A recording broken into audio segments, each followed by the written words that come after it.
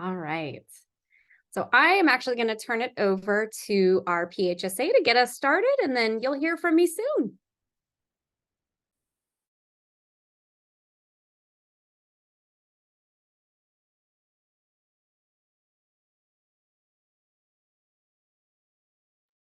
I'm not sure if Raquel knows she's up. She just joined. Raquel, we're going to go ahead and get started if you want to start us off.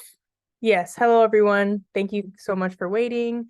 We're super excited for you to be here. I'm also super excited for this event and just to get to know all of you. My name is Raquel. I am the Vice President for the Public Health Student Association. And so I just did want to give a little bit of an intro to the PHSA and what we do. So next slide, please. Well, we do have the agenda. I guess I could go over that. So yeah, I'm going to make some announcements for PHSA, some upcoming events that we have going on very shortly. And then we're going to do an introduction of the moderator and panelists, which I'm super excited about. And then we're going to have some discussion on health education careers, as well as what it means to be a certified health educator.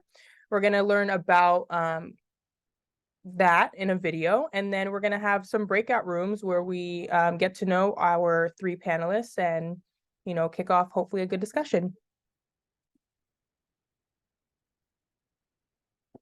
So what is the Public Health Student Association? So essentially what the Public Health Student Association does is we as a team provide networking and volunteer opportunities specifically for public health students at Cal State LA. And this essentially is just to help everyone grow in their time here at Cal State LA while doing their undergraduate program, so that hopefully when they get into the world after graduation, they can already have connections and networking that they've created so that they're better set up for success in terms of the healthcare field. And so we do this through various volunteering events. We try to connect with different schools and companies such as the American Heart Association to just provide any opportunities possible for students. So we do our best to promote that as best as possible. So we really encourage you guys to look up our Instagram and just let me know if you have any questions. One of our current events that we're hosting is actually this upcoming weekend. This is this Sunday. And this is the Alzheimer's LA Making Memories Festival. This is actually going to be a music and food festival that PHSA is holding a booth at. So we'll be tabling at this event to just help promote Alzheimer's and bring awareness to it, but also just have some fun with some music and food. And who doesn't love a good festival with good vibes? So I will be there myself this Sunday, as well as some of my other e-board members. So please scan the QR code if you're interested, and please go ahead and fill out that form. Again, if you have any questions, just let me know either during or after the meeting. You can send me a chat text. But other than that, we hope to see you there.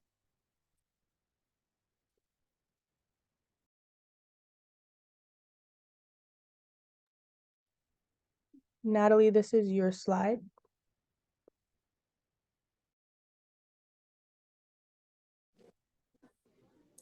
I thought I was doing the slide about the study groups, but I'll go ahead, and if anybody's interested in any PHSA events, any interest in volunteering, please fill out our general interest form and we'll add you to our mailing list. Thank you.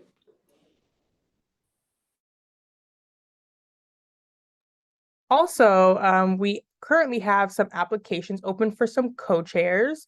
So if you're interested, or if you're a public health student and you're interested in working with myself and other e-board members in terms of spring events and volunteer opportunities, and you want to get a little bit of a feel of what it's like to be a part of PHSA, we are accepting applications until November 17th.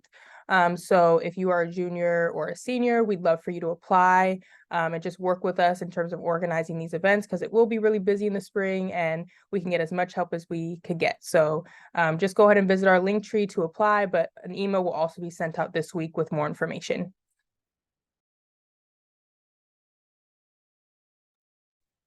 Now it's me. Yay. Thank you so much, Raquel, and to the executive board of PHSA for helping me put together this wonderful event. I love health education and I love sharing that love with all of you. So I'm happy you're here. So I will be your illustrious moderator for this panel. However, the show really belongs to our wonderful panelists. Just a little background about me, as you hopefully know, although I think we have some folks on here who are not necessarily from Cal State LA. My name is Dr. Kistler-Piska, or Dr. KP as I've been termed. And I'm an associate professor here in the Department of Public Health. But prior to coming to Cal State LA, I had a very long career as a health educator in health education. I have academic training in health education. I took the CHES exam. I don't want to tell you when, but let me just tell you, we took it on pen and paper. Like, you actually went to a place and used paper and a pencil. It was before it was electronic. So that might give you some perspective on when it was. And I'm just a huge advocate for the value of this field.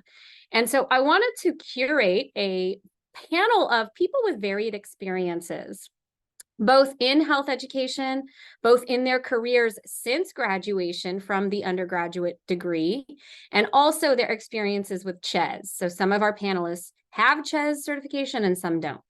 So there's beautiful pictures here, but the real live action models are over here on our screens. We have Kenya, Stephanie, and Garrett. And I would like each of you to introduce yourselves by telling us your name, your preferred pronouns if you would like, where you graduated from undergrad and or master's, and when, if you feel comfortable sharing that. And then I have a fun little icebreaker question, and then we'll do a little bit more of like an overview of where you are or what you're doing now. But the icebreaker question is, would you rather have a one-day pass to Disneyland or a one-day pass to California Adventure? Ooh. And why? Why did you make that decision? So if you don't mind, I'm going to just move across these gorgeous pictures here and start with Kenya. Hi, everyone. Good afternoon. Thank you, Dr. KP. So my name is Kenya Ruiz Toscano. My pronouns are she, hers. I graduated from Cal State LA in 2021. And I would say that I would like to have a one-day pass to Disneyland just because I can handle the rides. I hate heights. I hate all of that. But yeah, I think that would be the reason why. Thank you, Kenya. How about you, Stephanie? Hi, everybody. It's so nice to see some familiar faces and some not so familiar faces. My name is Stephanie Mcguire. My pronouns are she, her. I graduated with my undergraduate degree, so my BA in sociology from UC Merced back in 2013. So it's been a minute. And then after that, I went to UC Davis for my MPH, and it was a one-year program. So I finished in 2014. And if I could choose, I would say one-day pass to California Adventure. Recently, I took my 1.5-year-old son there, and we broke his nap nighttime routine, and we took him at 7:30 at night. And we were able to go on almost every ride because everybody was at the light show. So we were in and out of California Adventure in an hour and a half, back at home by 11 o'clock. It was fabulous. So I'll take that any day. That is a total life hack I'm stealing from you. So thank you for sharing that. Yeah. How about you, Garrett, our last but not least? Hey everyone, good to see everyone. Yeah, so my name is Garrett Reynolds Jr. I graduated from Cal State Los Angeles for my undergrad back in 2019, and I'm currently finishing my master's degree in public health, and I'll be graduating this August.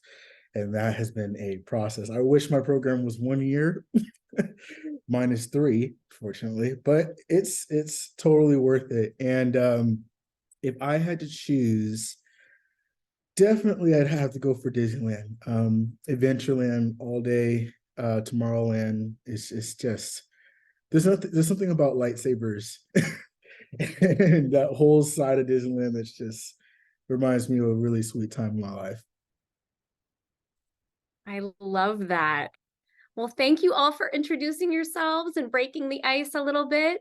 We are going to start this panel by talking about health education careers. So I always, if you've had me in class, you know I always talk about elevator pitches or elevator speeches or how valuable those are to networking and really starting to get to know folks. And so I have asked each of our panelists to just give us a little 30-second elevator pitch about what they do now. What their current job is or what their health education experience is, sort of whatever they'd like to share about themselves.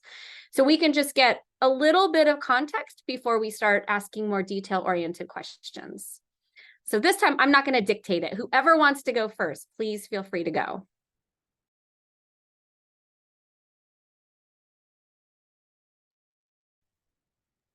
I can go first.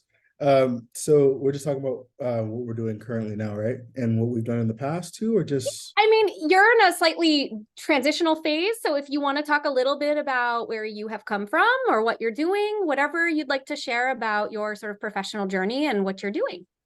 Yeah, so like my last couple of years, I've been working in as a health coordinator for a private school and also doing international ministry called Thriving Hope, where I just do a lot of gospel center, but biblical center teaching and things like that. And I got involved with the Relationship Resource Center, where they do a lot of counseling and a lot of really intense life transformative work in the lives of people. And one of the things I love about the Relationship Resource Center is that we have these courses called men's and women's skills.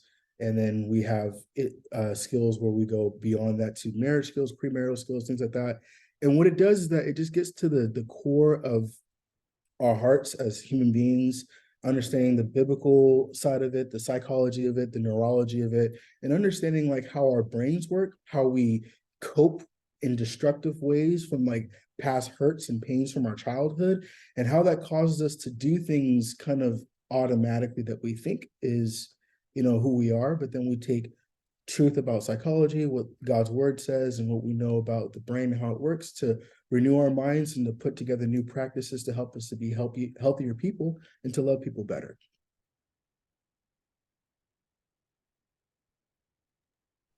Thank you, Garrett. That was really lovely. Stephanie? Yeah, I could go next. So currently I'm a health educator at Cal State Fullerton. In January, I will have been here for 3 years. I oversee 2 topics. So the health educators here are assigned topics. I oversee the sexual health education component as well as our outreach component, which is very similar to Cal State LA's The Hut, if you all have seen the little gazebo. So I oversee both of those topics. And with that, I oversee a group of about 14 students, including graduate level students, interns, both from undergraduate and graduate level students. I'm trying to think of what else, undergraduate peer health educators. And that's kind of what I lead here. I actually last week just had my 8-year anniversary working for the CSU system. So before working at Fullerton, I was at Cal State LA for almost 6 years. And I worked there as a health education assistant and then a health educator in the health promotion department. I also currently work as an adjunct lecturer at Cal State LA still. I loved it so much I couldn't leave. So currently teaching PH 3110, which is community health, but I've also been known to teach the PH 1500 Intro to Health and Wellness course. So that's a little bit about me and kind of my career. Thank you. All right. Hi, everyone. So I am a project coordinator here at the Wellness Center, which is located at the LA General Medical Center. My focus work is HIV awareness and education. And the way I do this is coordinating two different cohorts, as I call them, both a youth cohort between the ages of 13 to 18 years and an East LA cohort, which is primarily Spanish-speaking folks. So what we do is really coordinate different events within community where we're hosting conversations, we're bringing awareness on HIV. But as we know, HIV isn't just, the only topic we should talk about when it comes to sexual health, right? It's a whole broader topic. So incorporating that as well, where we talk about, STIs, how to stay protected, where to get tested. So just bringing that awareness and education to folks in our community, because it's happening in our communities and it's a need that a conversation that we have to have. So with that, I do it with these different populations. So it's been great just to be able to navigate that and strategize that with these different cohorts. Oh my gosh, my heart is bursting with pride for all the amazing work you all are doing. So thank you so much for sharing a little bit of like where you've come from and what you are doing now. Do we have the next slide? I mean, I'm happy to look at all your beautiful faces, but so we're going to move on now and have a conversation about your career. The first thing I want to ask you, I love this because I feel like people don't necessarily know what people do at their jobs day to day. Like I hear people all the time, I want to be a nurse. And I'm like, do you know what a nurse does all day? Do you know what like their day to day, their typical schedule looks like? And I think sometimes it's interesting to hear what folks do when they are working in a particular field of interest. So I'd love to ask you each, what does a typical day at your job look like? You know, like, and I know they're all different, but pick the most typical day and sort of describe it to us. I can go first for this one. That's okay. So like Dr. KP said, no 2 days are the same, and that's very, very true. It also depends, right? I work for the education system, so it depends what semester we're in. Sometimes are we in fall breaks, summer breaks? A lot of students think that because I'm an employee of the Cal State system that my schedule is like faculty, where I get winters and summers off, and that's not true. I'm a 12-year employee. I'm here year round. You all have no school, and we're still here. So with that being said, a typical day, I have lots of meetings. I have meetings with committees that I sit on, professional staff meetings within the health center. That's where my health promotion department is housed. I also have meetings with off-campus or on-campus partners to talk about collaborations. And then I have meetings with my graduate students to kind of check in to see where they're at and how they're leading the undergraduate students. I have constant check-ins throughout the day with all the undergraduate students to make sure that they're on tasks. After that, I find time to answer my emails. Something that I've always joked around about is that people say they want to be, in health education or, they want to go work for the CDC, and they don't understand just the number of emails that you will be doing on a daily basis. Responding to emails, getting back to emails. I send so many appointment makers for Outlooks because of all the meetings that we're in. We have to coordinate that with people, a lot of scheduling with conflicts and things like that. So I'm my own admin person, on top of going to all these meetings, on top of being a lead to students, and then really project coordination. So then I'm looking at logistics, preparing for events and workshops, editing presentations. We have a really strong social media presence here at Cal State Fullerton. So I'm very heavily involved in recreating reels and looking at latest trends and keeping up with students, trying to stay hip and cool, because that's kind of my line of work, right? Is presenting these public health topics that are relevant to students in a manner that they're going to want to learn about it. So that's kind of what a day typically would look like.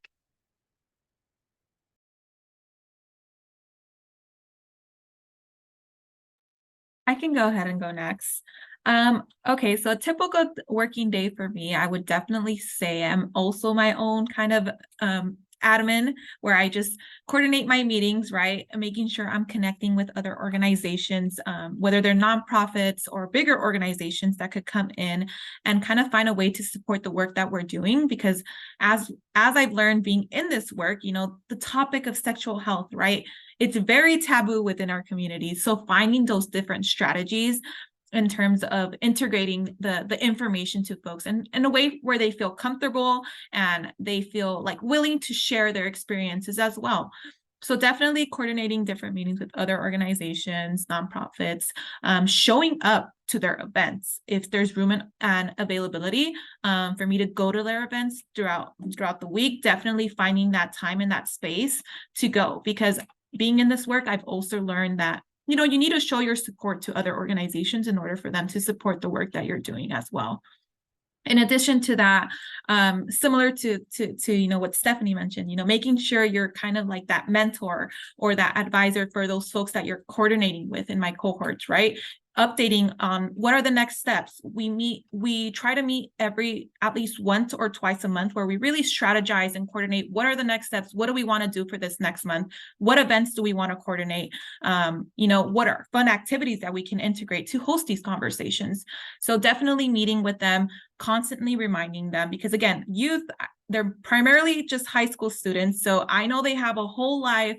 They're like, it's funny because they call me Miss, and I tell them all the time, I'm not Miss, I'm Kenya, right?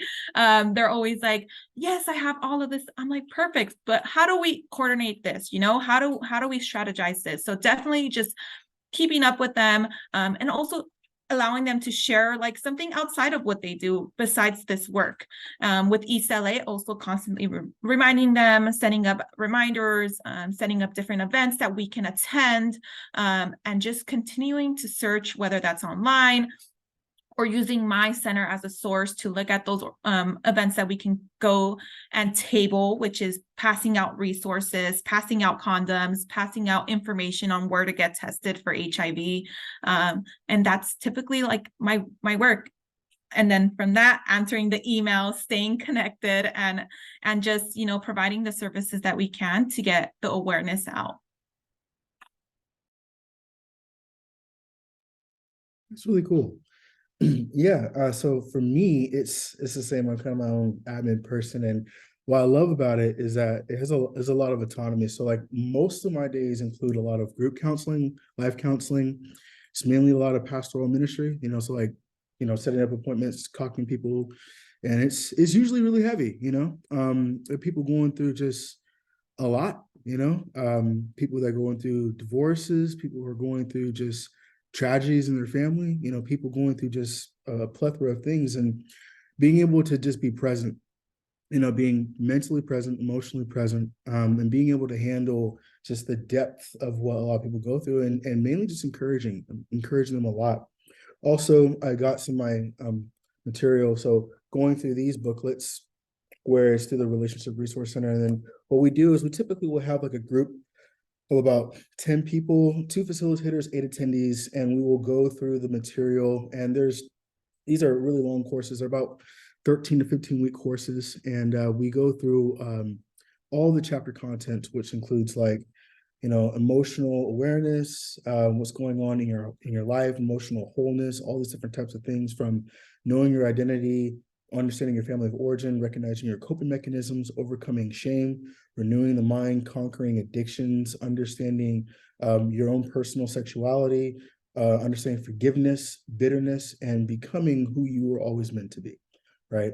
And so there's a lot to it, but it's deep and really, really intensive. And then also podcasting. So I typically do a podcast once a week, and sometimes I'll be featured on a podcast, or I'll be having a co-host or something like that. And so preparing for those types of things, and putting out media through Instagram, through various streaming platforms and things like that. So that's pretty much what a normal day, week kind of looks like. It's like I planted this, because you all three just demonstrated how there is no one single way to work in health education. That there's a mixture of, forward-facing work with community or participants or people with whom you work directly, but there's also a lot of administrative work. So, all the skills you're practicing in school with time management and organizing and email etiquette, all of those are very valuable. But I also like that you all show that health education is really diverse, right? I think we sometimes think it's just like a person standing in front of group and talking at them about something. And in all the various ways in which the 3 panelists are sort of, showcasing their various health education responsibilities. There's, social media, there's working with partners, there's working with your funders. There's so many various levels that you are dealing with, as well as ways in which you're delivering health education. So I always want to really emphasize how very diverse the field is, and how various health education jobs are going to have different kinds of elements, but they're all, very different. So I'm sure we have some folks in here who are budding health educators. And so if you could just give us maybe 1 or 2 tips or words of wisdom for those who are interested in entering into the health education field in a professional way. So anything that you think is really important about literally anything, about yourself, about what they can do now, about what you think is valuable. So whoever would like to start us off. I can actually start. Oh, Sorry. No, you got it. You got it. Okay, thank you. I would say one valuable thing to take in mind is know your community, know who you're serving, know your community really, because the thing is like when you're strategizing these tools in terms of like how to educate community or, how to get your message across, you're going to meet folks in different standards, right? You're going to meet some folks that are very curious, very, are willing to ask you anything and everything and share with you everything. But there's going to be folks that are really going to take some time for them to get comfortable in a room, right? And to share, some experiences and stuff. So know your community and really take that within yourself. And by knowing them, it's just not through a search bar, right? It's going to like community events. It's going and really getting to know what's the vibe in the community, right? Or what's the need within the community. Listening to folks and listening to their stories, right? Listening to what's the next steps or what can help us improve our community. In addition to that, definitely a lot of patience. I've learned that when it comes, my background of getting here where I am, I focus really on sexual health. I worked with Dr. KP before where we had a program within a high school, right? And we would provide sexual health resources and education, but all of that was pretty much strategized where, permissions, everything was good to go, and we just had to present, right, and come up with the work. But being in this work, it's really finding those different networks we can do to connect with folks that are going to support you to get the job done. So again, like I said, the patience of getting through those conversations, the patience in terms of like, maybe community won't hear you in the first time around, but don't give up on that. Like, don't give up that it won't, maybe later on in the long run, they'll come back and ask you, wait, what was that you were talking about? Or where can I go get tested? Because it does happen. So definitely that, and just finding different strategies and not being afraid to ask questions as well. I find myself sometimes I'm like, is it me that I don't understand how to strategize these different things or come up with strategies so folks can understand. But it really just takes a team to also express to them, hey, these are my different strategies. What do you think would be best? Or what can I use to better improve, depending on like something else that's being hosted within our center, right? Whether that's a conversation on diabetes, on stress. It's very different from HIV, but there's different strategies you can use to get folks' attention and get them to the care that they need. So definitely taking those tips. Yeah, I would totally agree, 100%. And one big thing I would also say is believe in yourself that you are competent. One of the things that happens is when we get into the field, like when we're faced with these big challenges, like when I used to work for a private school, I was the health coordinator and I had to launch and oversee and manage a COVID testing program at the very beginning of COVID. And it was just, that mindset of, I can't do this. This is crazy. Believe that you're competent. You know what I mean? You've been trained.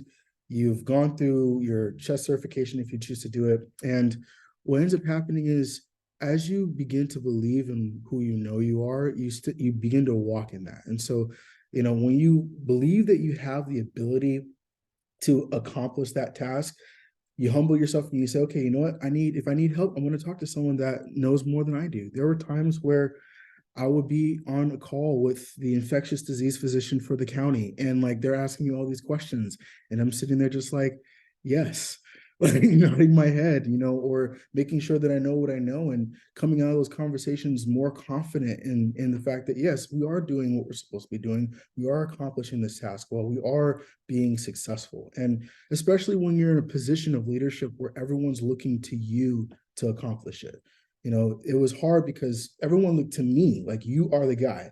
And I'm like, okay, I have to humble myself and reach out to other places. I would go down to another school and see how they were doing their COVID testing program, and I was working with the county and working with other people and being in all these webinars and all this kind of stuff and asking these questions and knowing, hey, I don't know exactly how to handle this, but a lot of people didn't, because COVID was this crazy thing. It was like shooting it was trying to hit a fly with like a slingshot or something. It was this moving target. And so I think what happens a lot of times is when we step into our careers, we can get really discouraged, especially when something seems overwhelming or that we can't do it or whatever. But just know that you can. Know that you can. Humble yourself and talk to people who have been doing it longer than you. Have a mentor, have someone that can really carry you through those things, and understand interdisciplinary collaboration is huge, especially when it comes to any kind of health education, any type of health program implementation, because you're talking to other professionals in that field or in another field that know what they're doing, and they can come alongside you to develop, whether it's a program you're developing, infographics and age sensitive information or culture sensitive information, where you have to do it in a different language, or you have to do it for a particular environment, or you have to do it for a specific demographic that maybe you don't know super well, and you can just continue to educate yourself and believe in yourself and know, like, hey, I can do this, and you will be successful. I have to really echo what Garrett and Kenya have been saying. I think those are all really great things to point out. I would definitely start off kind of echoing what Kenya said about patience, but really focusing on being really flexible, and knowing how to navigate just the work environment. I think school programs do a really great job of educating us. Internships, volunteer opportunities really set us up for how to navigate the actual work that we're doing.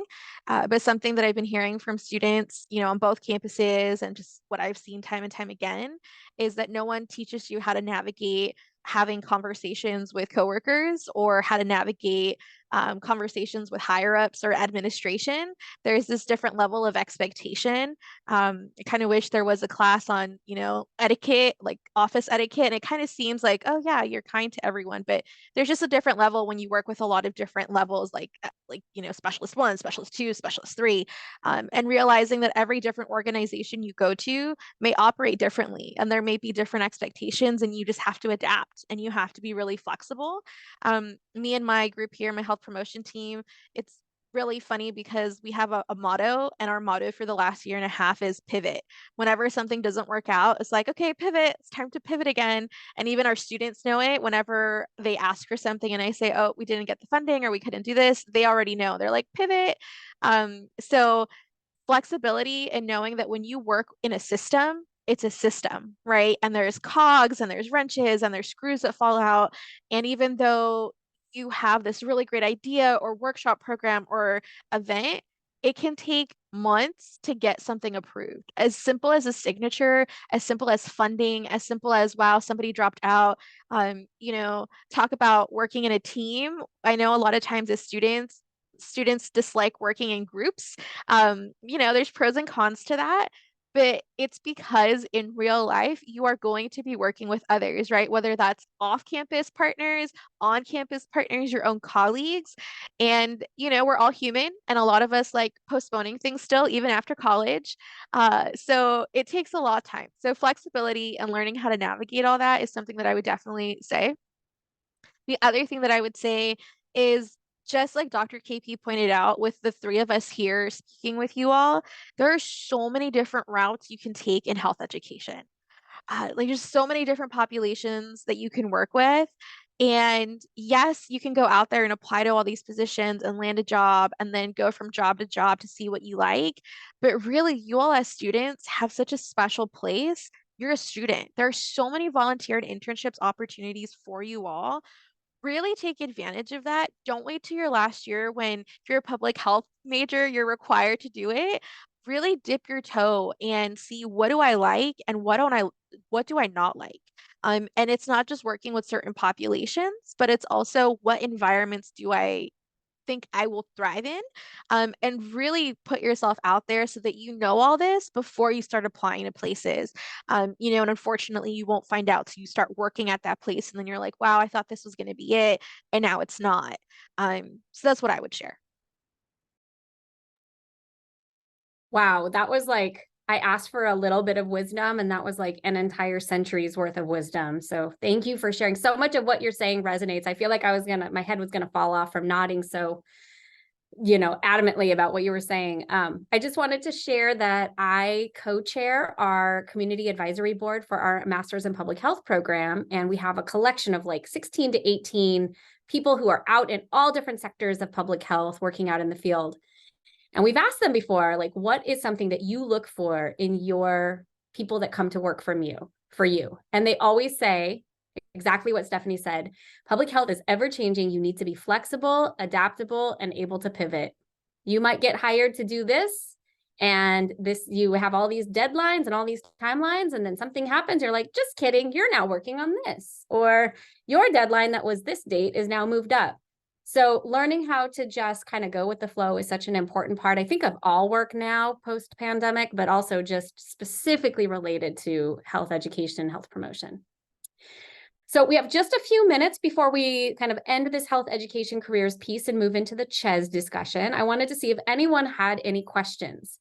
I did want to also mention you will have a chance to visit 2 breakout rooms at the end of this event to just go in with one of the panelists and just ask them questions or talk to them, a little bit more personally. So if you have like a burning question that's very specific, you will have time and space to ask specific questions. Is there anything generally that the group would like to ask?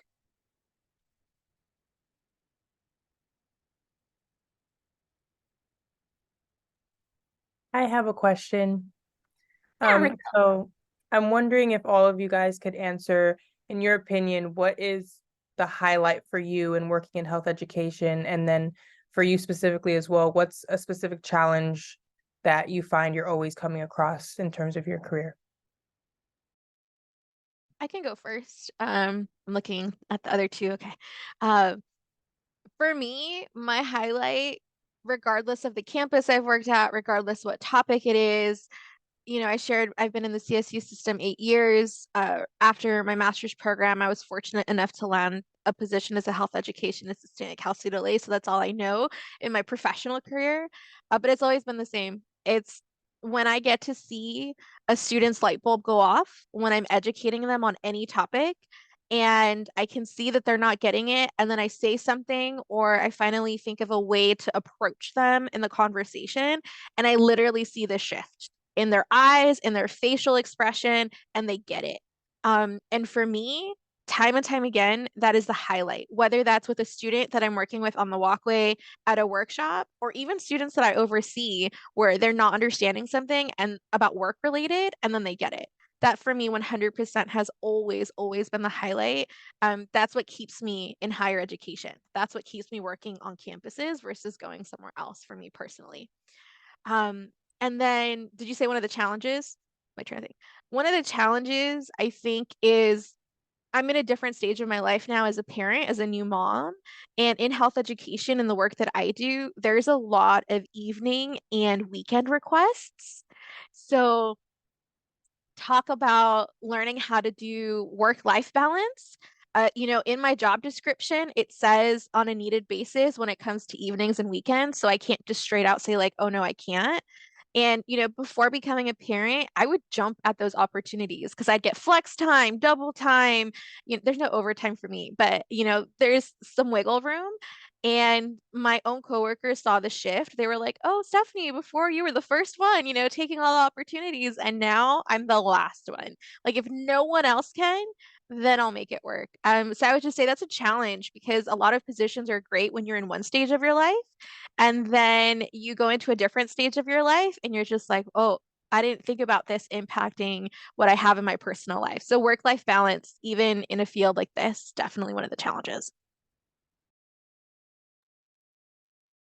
So we do Garrett or Kenya, do you have anything that really burning that you'd like to contribute? We don't have to do like a full conversation on each thing, but if you'd like to add something, by all means, I have the space for you now, but we can also move on to the CHES section. Yeah, I can say it's just something really quick, like the light bulb thing that she was talking about, especially in the area of like emotional, mental well-being. I've seen guys, in these groups that I've gone through where like something that they believed about themselves for like decades was shattered. And then like their whole life changes. And then you can see them later, they're a better husband, they're a better father, they're a better community worker, just seeing how, and just leading them in the right direction, and just kind of just having that aha epiphany, that awakening, and just seeing how it changes a person's whole life. And it's the most rewarding. And then, I don't know about challenges, but I would just say, the rewarding portion is just seeing the fruit of it.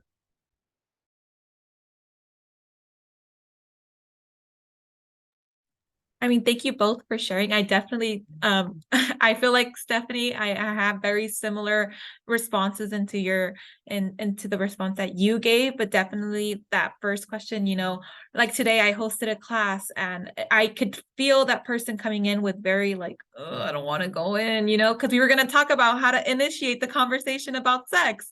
And, and you can tell, and at the end, like she came up to me and she's like, I'm so glad I took this class because it isn't that bad to talk about sex. I'm like, there you go. It's like the little things like that I'm like, yeah, this is what I love what I do and why I continue to do it. So those little remarks from community, definitely. And again, just second that challenge that Stephanie mentioned, being able to be flexible because you're going to be in different points of your life where you're just going to have to navigate through that. So yeah. Awesome. So much wonderful information shared here. And I think health education is unique in that we do have our very own credentialing body who has been, formed by several experts across the country over many, many years who sort of say health education is a legitimate career and profession, and we should have standards that we assume anyone who calls themselves a professional health educator has met these standards or understands and is competent in these standards. So if we can go to the next slide, please. So that is why we are here to talk about CHES. So CHES stands for Certified Health Education Specialist. And the CHES certification comes as a result of passing the CHES exam. And there are some requirements that folks who sit for the CHES exam, like anybody can't take it just because they've decided they want to be a health educator or they want to be CHES certified. You do have to have specific academic preparation, which if you go through our Cal State LA public health program, you are qualified for. But there's variations in whether or not other undergraduate or even master's level programs will qualify you to sit for the exam. And particularly for the CHES, so there's CHES and MCHES. We're going to actually watch a video that sort of gives the overview of the differences and the distinctions.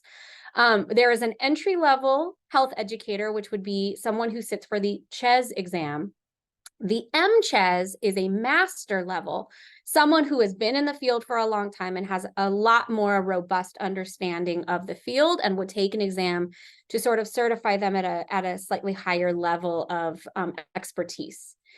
So this is not going to be everything you need to know about CHES, because so much of what you need to know you can find by looking on their website. In just a moment, we will show you their website. More so, what I would like to do is give you a brief overview and then talk about the CHES exam decisions and experiences of our panelists. So Jade, would you please play our YouTube? Yes. Please let me know if the sound is okay. So as the sole certifying agency for the field of health education, NCHEC provides 2 certifications. We have an entry-level certification at the entry level of practice, and it's called the CHES, and it's the Certified Health Education Specialist credential. And we also have an advanced level certification called the MCHES, the Master Certified Health Education Specialist credential. It was something that I really encouraged my interns, my staff, students that I worked with to really get as soon as possible, because it lets other people know, especially employers, that you know what the foundation of health education is and you know those core competencies. People who hold the CHES and MCHES certifications work in a variety of settings. So they're working in local, state, and federal health departments. They're working in the healthcare industry and hospitals doing patient education. They're working in school settings and universities. They're also working in nonprofit and community organizations as well.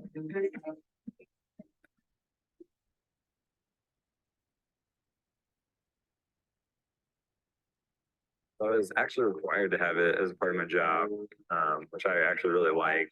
And when I kind of researched the certification a little more in depth, I really liked how it kind of provides like a foundation, you know, for the health education promotion field. And it kind of let me know what I was getting into a little bit. We value it so much, and we feel that it's such an important part of a health education, of like the field of health education, that we switched it to where it actually is just as from the top off, it's a requirement. And we partly do that because it just leads to better candidates, more equipped candidates. The CHES and MCHES certifications are accredited by the National Commission for Certifying Agencies, or NCCA, and the International Accreditation Services. This means that the certifications have met rigorous standards that are both recognized nationally and internationally.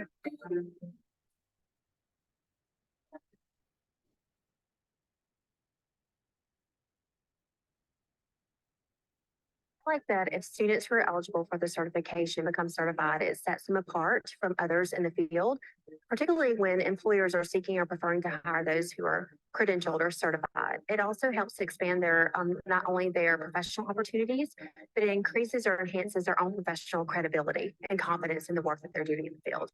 For those people who are new in the profession, we still have some students that come from different areas, and then they come from the Master in Health Ed.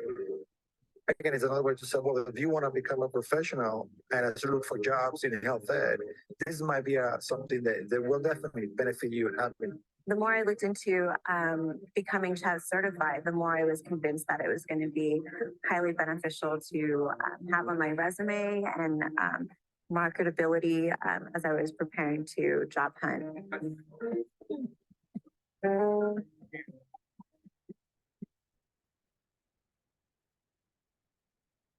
I would definitely recommend the certification. It's benefited me in my job. It's benefited our health department. It's benefited our community. And I think it's a really good certification, and it really achieves what it aims to do.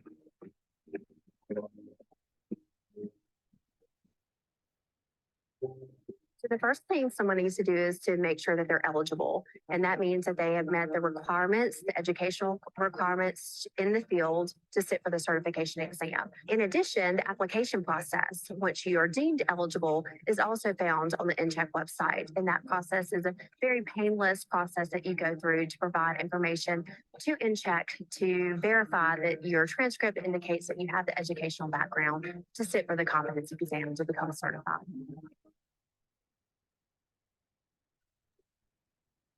All right, so if we can move to the next slide, please.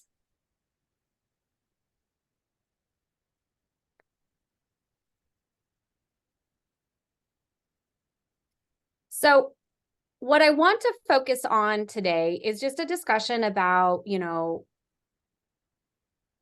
making the decision to pursue CHES versus not, and sort of the value and the experiences across our panel.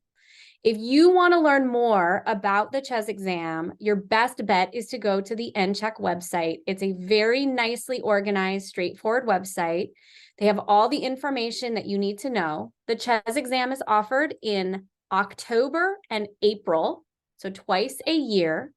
And you would need to register to take that exam ahead of time. And we'll talk a little bit in a moment about how best to prepare.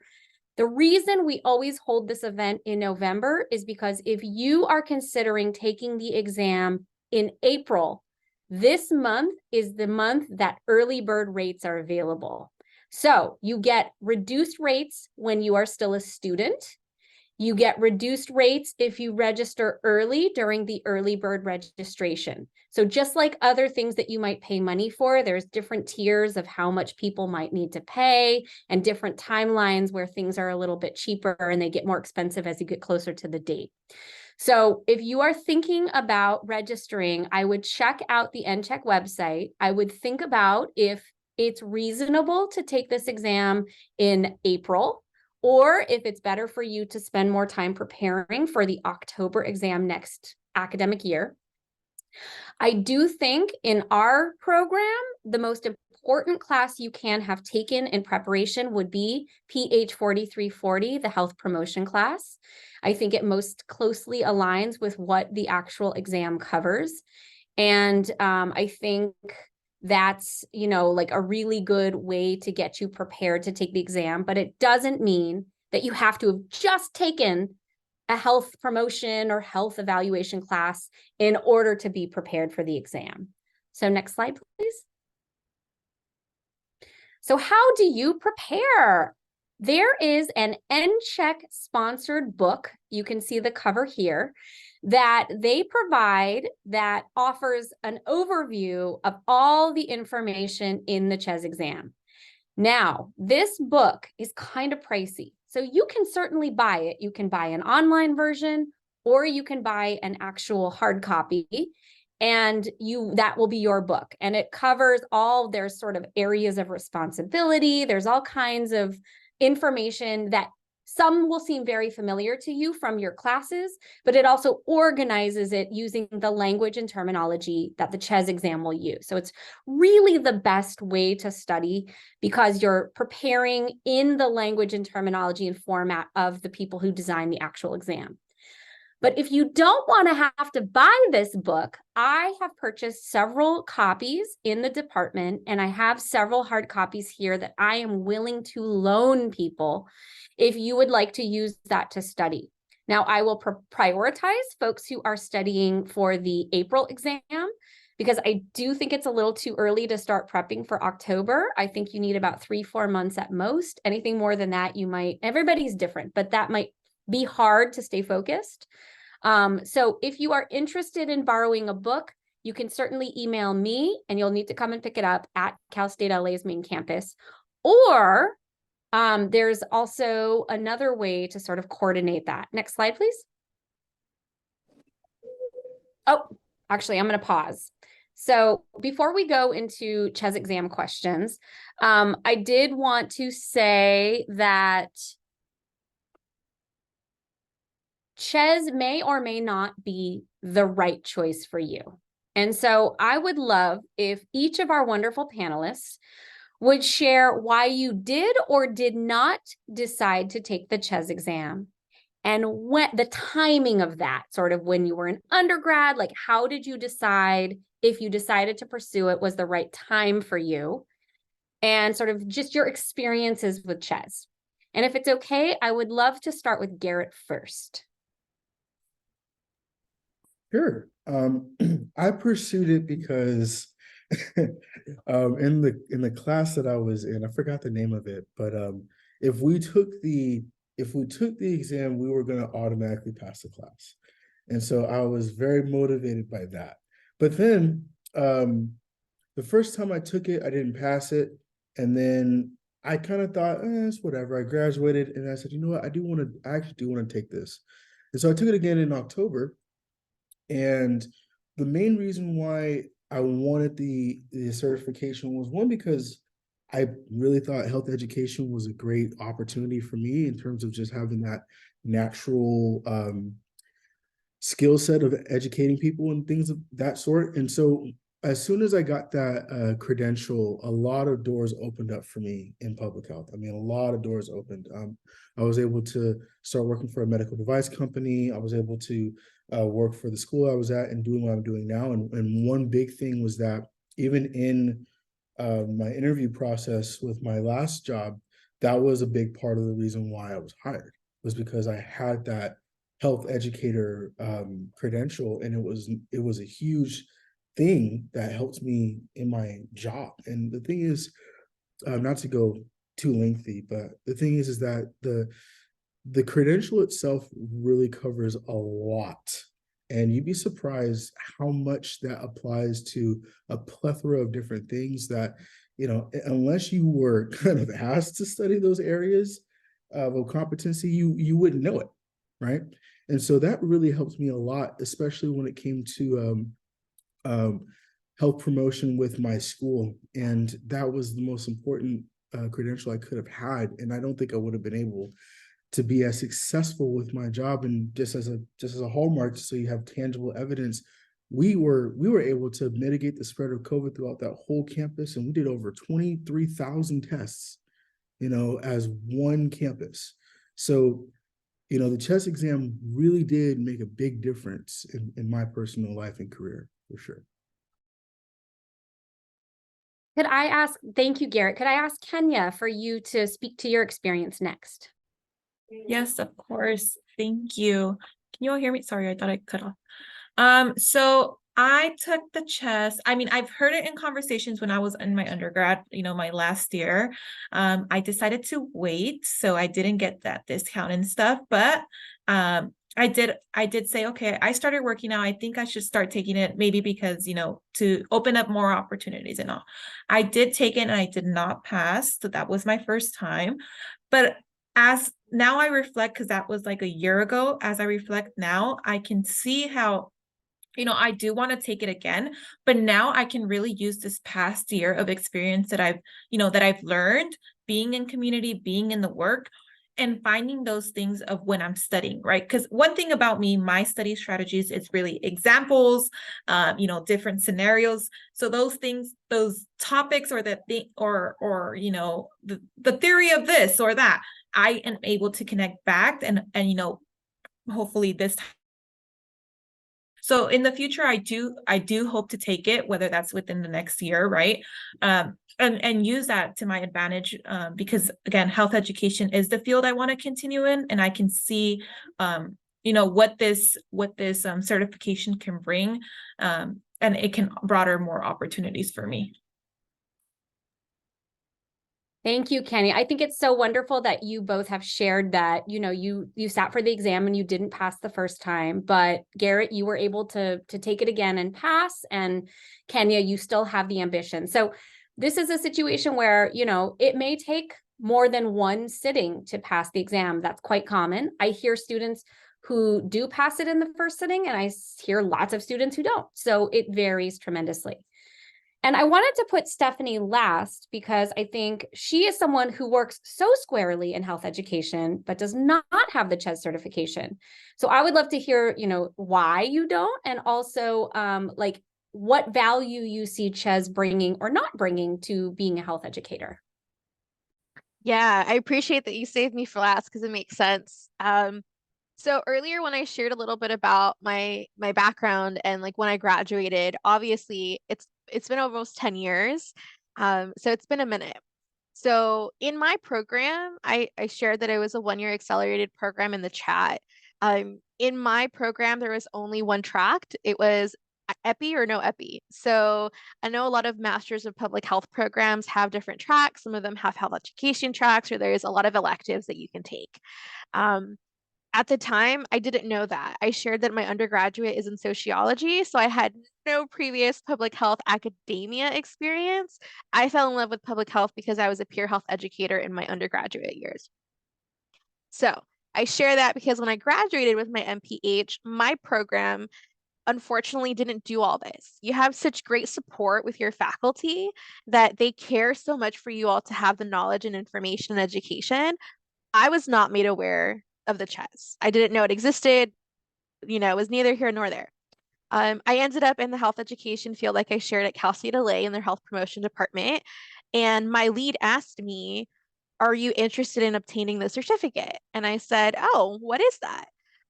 I looked into it. I was really excited. And as the video mentioned, you're supposed to submit your application to see if you qualify. Here, little naive Stephanie is like, yeah, I have my master's, I'm in the field, like I'm gonna get approved. I actually got denied. And this was a couple years ago.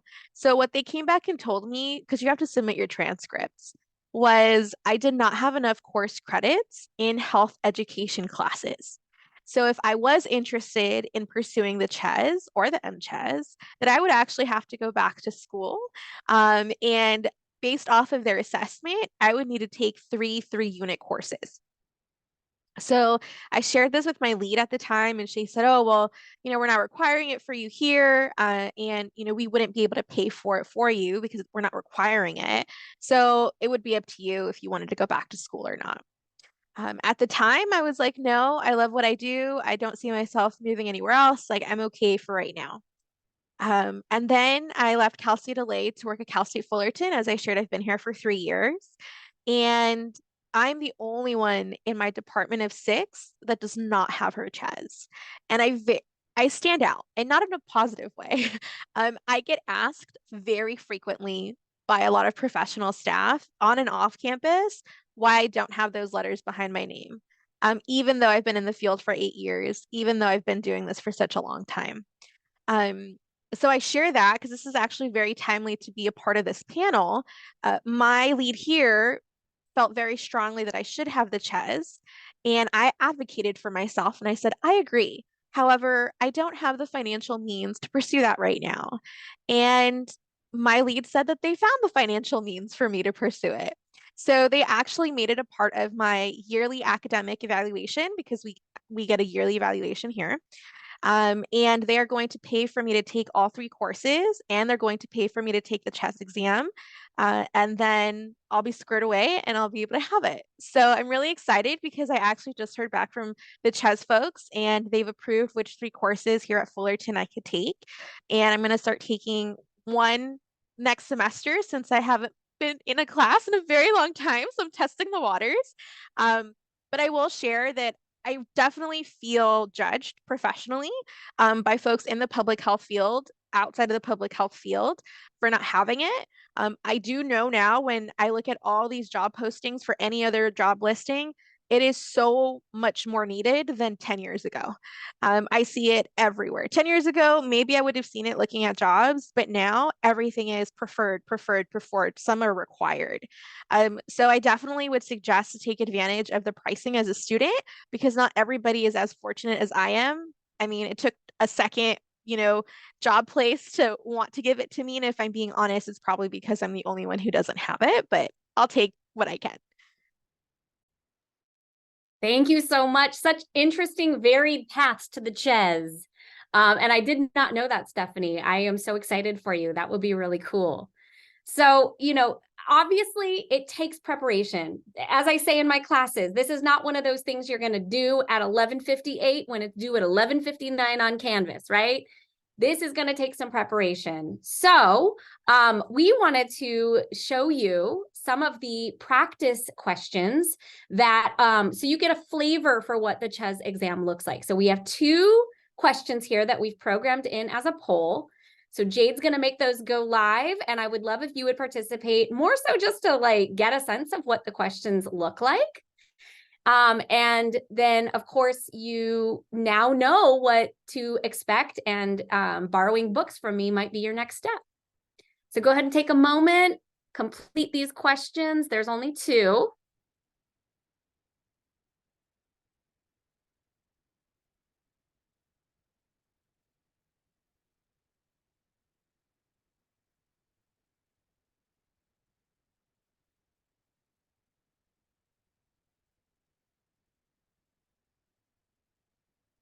Let's maybe give it 20 more seconds.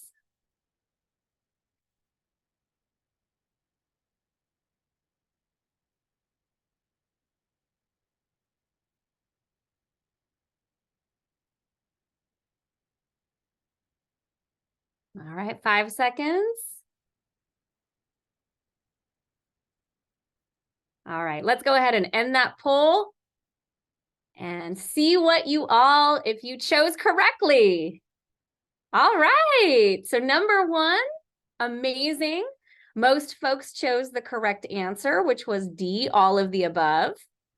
And the second question, correct. Answer B was the correct answer. Conduct a comprehensive assessment. So this is just a little flavor, but again, the best way to prepare is to utilize the NCHEC sponsored book. Next slide, please.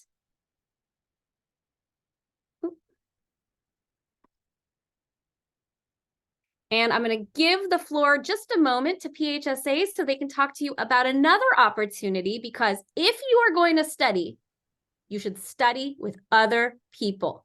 Study groups are the way. Using the NCHEC book is strategy number one. Strategy number two, find some people that can keep you accountable and help you study and prepare. Hi, yes, so study groups are a great tool. And if you're interested in connecting with other students, PHSA is helping coordinate that. If you're interested, please fill out, scan the QR code, fill out other details about the groups, and receiving CHES study materials. So if you're interested, please fill out the form. Thank you. Awesome. Thank you so much, Natalie. That's right. So PHSA is willing to help navigate this study group creation. If you fill out this form, they'll find out sort of when you're planning on taking the exam and help connect you to other people interested in taking it around the same time, and help coordinate at least the creation of the study group, if not actually helping to lead a study group on behalf of the team. So please make sure, we will make sure these slides are available so you can also, if you're missing the QR codes. So next slide, please. So I know that all of you are wonderful, but also very bad at asking questions in large groups. I've been a professor long enough to go, when I say, does anybody have any questions? It's radio silence. And I know sometimes that's because you have very specific questions that you would like to ask the actual people about more personally. So we would like to spend the next, bit of our time together offering you the opportunity to go into a breakout group. There are going to be two chances. So there are, I will stay in the main room if you'd like to ask me questions. And then there will be Kenya in group 1, Stephanie in group 2, and Garrett in group 3. And you all will get a chance to choose whichever group you want to go to. We're not going to force you to talk to anybody. If you heard Kenya say something and you're like, yes, I want to know what it's like working at the wellness center, like go to her group and ask her questions, get to know her, network, make connections. We will come back together after about, 10 minutes, 8 minutes. And then you'll have one more chance to go into a second room with a different person or the same person if you were really vibing. And then after that, we'll come back together and we'll close up shop. So I think Jade is the person who is tasked with making these groups happen. So in just a moment, you should see an option. Go ahead and select a room that you would like to go to. And then we will let you know when you need to come back and rejoin the next one.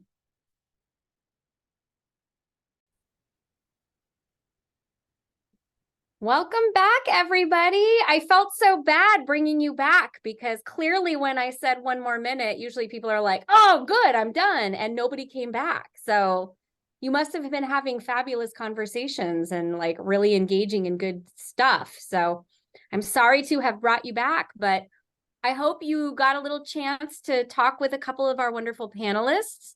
It does not have to be the end of the conversation with our panelists, with me, or with each other.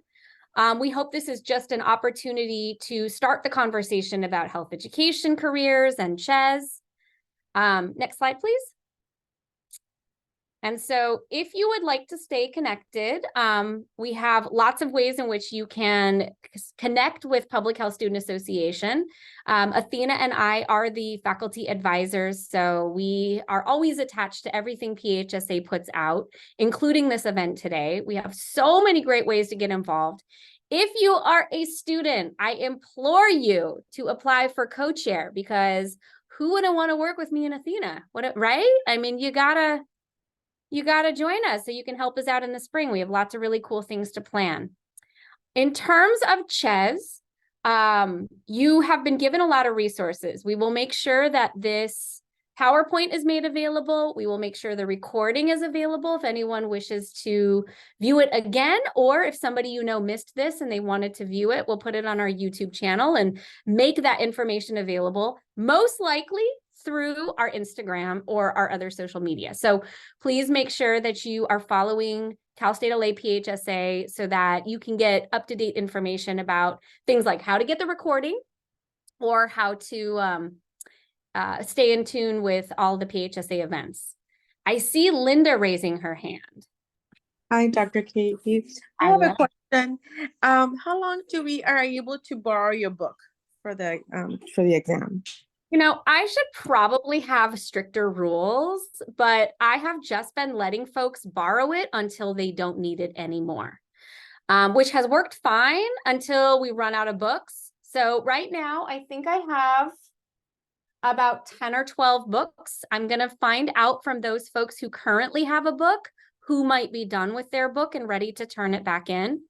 A little probably TMI, but there was an update in the book last year. The exam prior to last year was a little bit different and had a different book.